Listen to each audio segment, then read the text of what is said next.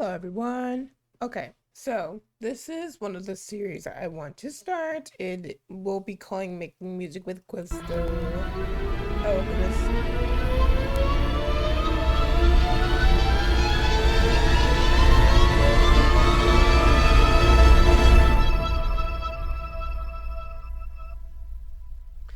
So, what you just heard was one of the best songs I've ever come up with.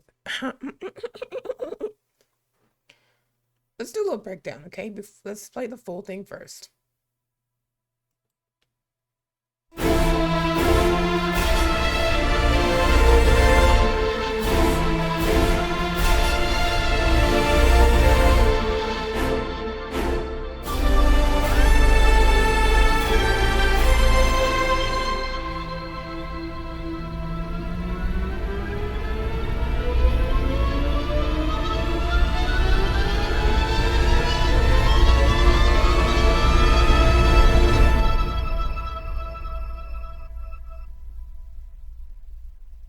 This song is called United. So I started this song with the intention of making something that I wanted to sound big, bold, and just out there. So I used Contact 7 as a way to make my music. And I love doing it. And I'm using a lot of ADO Simpos, ADO Productions. They have really cheap stuff, but amazing quality. Compared to spending like what I spent on this, which was like $500 for the Jaeger library. Then we have Performance Samples by Vista. This one I bought. I'm very happy with it. This is a backup layer on the strings. And for the horns, this is okay, we'll break everything down, right? So I started with the strings first. I wanted a melody. So I started with the melody um like this.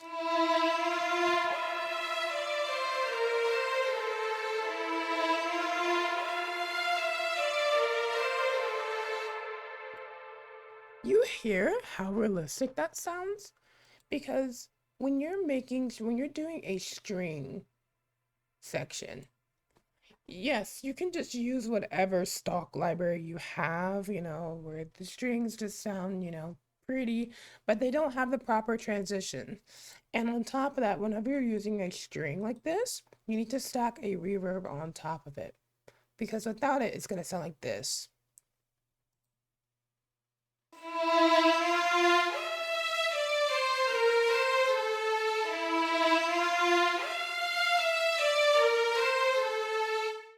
Now, if we were to play that like this,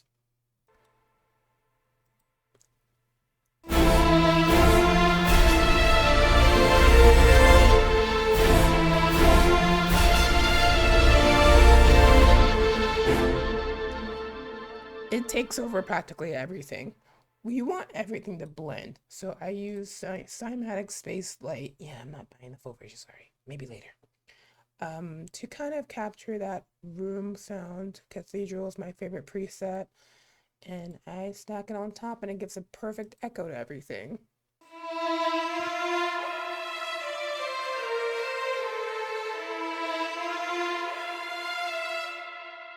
You hear that echo? You hear that reverb? It sounds like it's been in the room.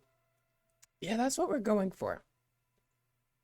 So after that, I wanted to stack it. So I said, you know what? Let's just put another pair of strings on top of it to kind of back it up.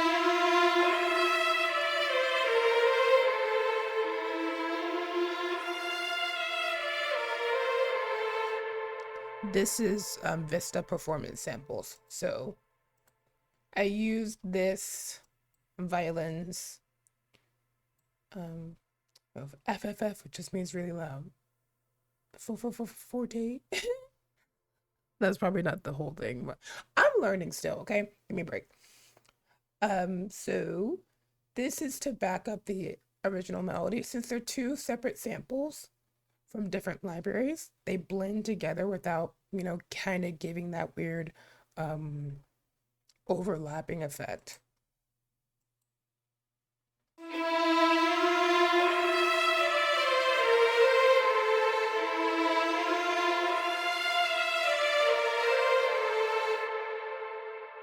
so you can tell the differences in between them. So once I had the melody, I was like, you know what? We need something that's gonna kind of give that cinematic, epic feeling. So I was like, why not just add, oh yeah, I added another pair of strings on top of it. You gotta have high strings for that epic sound.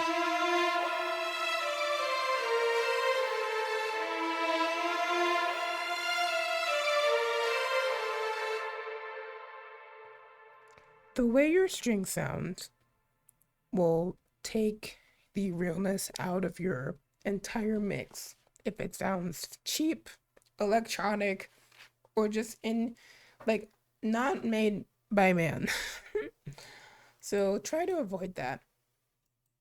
And then for the brass,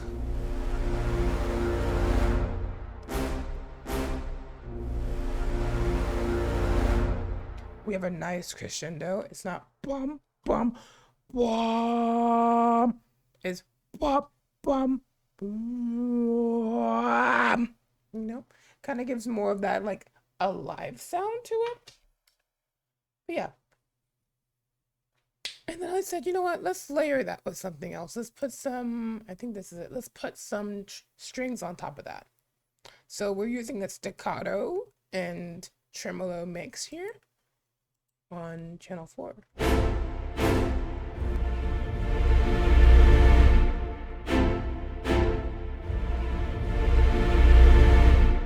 And how I place my notes here, like I'll show you. When a really loud sound is happening and you have something like, oh my goodness, where did my piano roll go? I just had it. It's right here. It's just being a little butthead. Okay, so for this here, let me show you something. So I put these on top of each other. Oh, this looks really weird. Let me my Play-Doh layout. This. These two.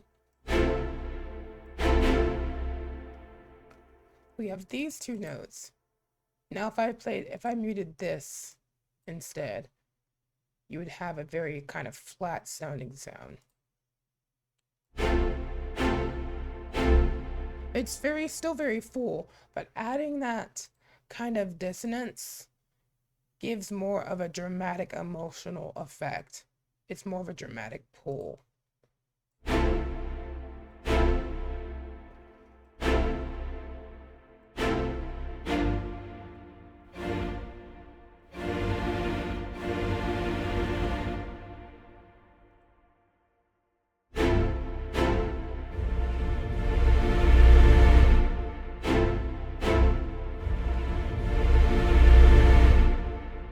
Yeah, it goes boom, boom. It kind of gives more of a push. And a lot of these libraries do not have enough bass presence, at least from what I'm hearing. So I usually have to compensate for the bass. This is what it would sound like without the effects I've done to the bass. Let me just turn this off and take this back down to 0.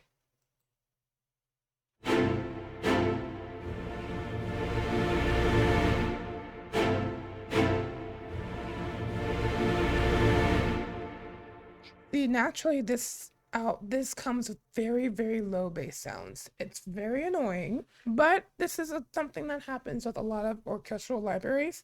They don't have enough bass when it comes to their ensembles. The ensembles are usually the bass is very quiet to make up for the louder strings at the top. So you have to compensate for that. So we'll keep it 2.5 on. And with this on, we have more presence in the bass.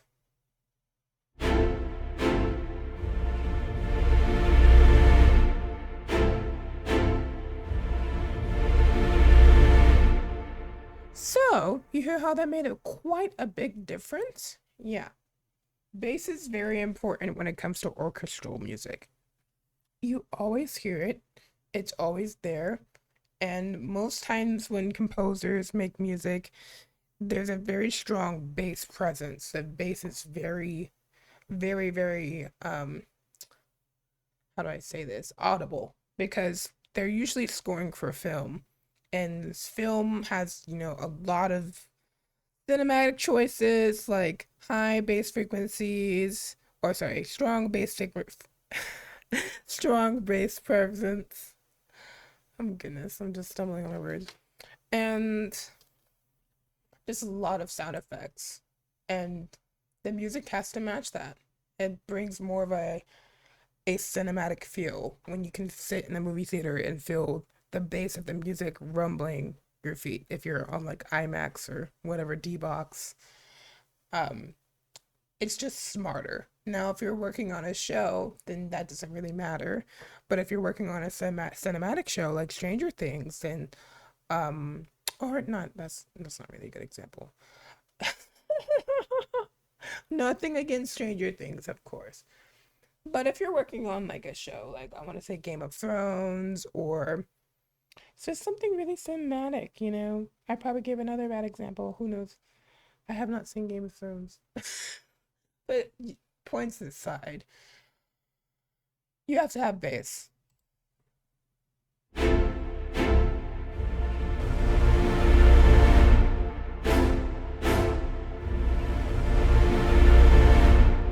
Now, if you spot up here, you can see that I did not limit my bass properly. Why? Because I don't care. I like to push my limits. I like to push the limits of music and just do whatever I want to do. And I feel like that's important when you want to be creative. It's just doing music how you feel works for you.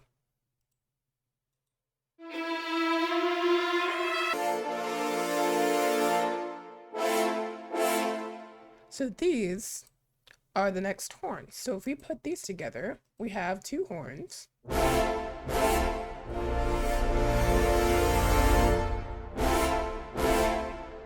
Now these horns are both from Jaeger, from Audio Imperia. Yes, it's expensive, but you could find a substitute. Maybe you could find something on ADO. I'm not sponsored by them. But honestly, just go for what works best within your budget. But truly think about how you want it to sound. If you were to envision this music in a scene, what would be happening? What would be your reaction if you heard it? If your music is not compelling you emotionally, that means it may be a bit stale. You might need to rework it. But this song I'm proud of. It makes me cry because I remember when I was like 14, still trying to make music and still trying to recreate old Once Upon a Time, the TV show music, and trying to capture it. And I've developed, I mean, yeah, it's been like a decade. But I've developed so much more skills since then.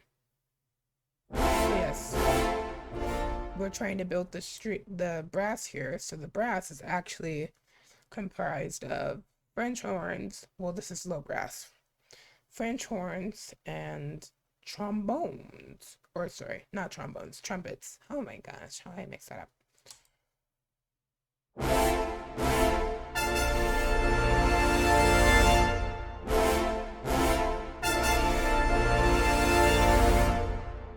I kind of wanted to give the whole Lucasfilm da da da da effect without just going too much into it. Don't want the brass to take over too much.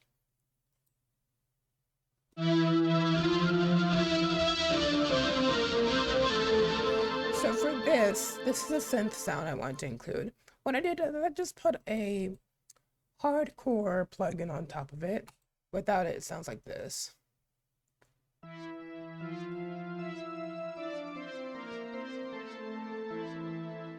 Now, when you're using hardcore, you always have to have a limiter. I don't care what anyone says. It is hard to kind of control how loud it gets, and you need to have a limiter because either way, with how loud it can get and how full the sound will be, it will overpower your music. So I panned this all the way to the right so that, it's in the corner of your ears.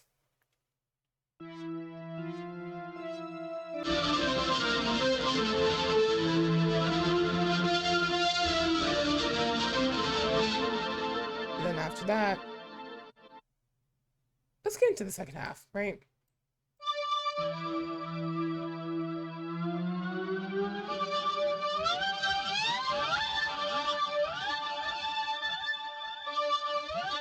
So we get into the second half and we introduce my favorite theme that has been a motif of mine for years. Yes, it's probably on some other show or TV show, but it just means a lot more to me.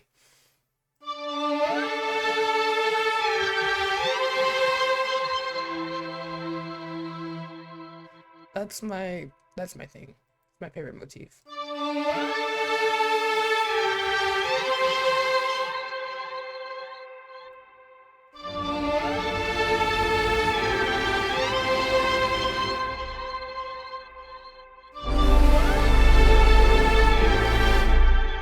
So even without that, let's actually just keep that off.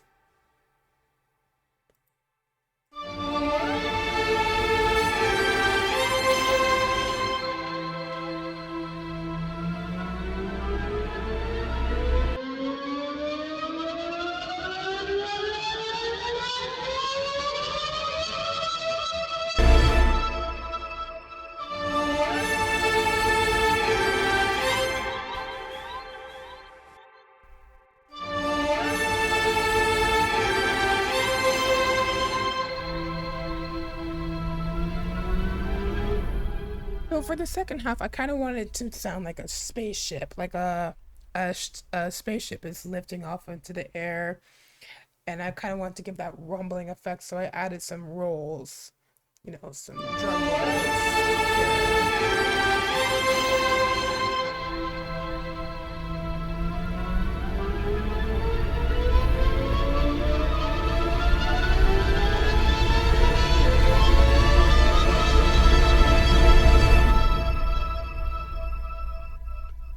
As with any good composition, you have to have good percussion. Percussion will decide everything. So what I did here is I put a little delay on it because I kind of wanted to still give that kind of loud, impactful effect. I put a bass, enhancer on it. My favorite bass enhancer. And then I put, a cathedral, reverb on it. It's very simple, but it just has to sit right within the mix. I typically always stereo modulate my percussion. So altogether,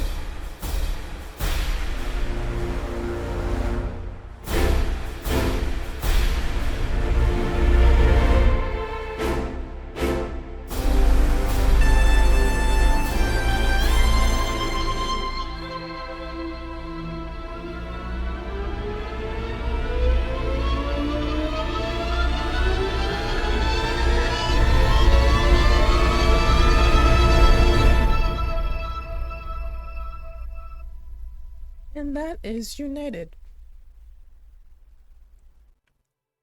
Took me like 3 hours to do this, but it's by far one of the best things I could have ever done for myself. It made me feel so confident in my ability to make music. I was going to share it with other people, but I just feel like I wanted to make a video and break it down instead. Did I really break down the melody? No, because you can use your ears and hear everything yourself.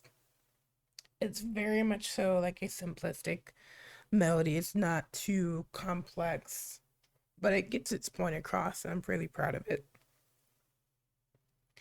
But yeah, that was that. See you in the next video.